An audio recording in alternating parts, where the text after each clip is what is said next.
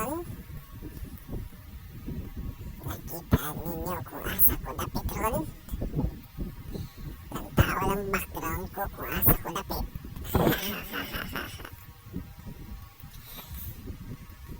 Talahon tamod pili nga lugar. Kung sige mo pasaway sa inyong mga ginikanan. Kamu bisig-bis oras at biisir gyapon suri-suroy. Nakita ninyo yung background sa kuang likod. Dirito mo talon. Smaken. Dirito mo talon o itago. Para di na mo makitaan sa iyong mga inahan. Sa iyong mga ginikanan. Kasi kayo magsuri-suri bisag-bis oras ang bi'i.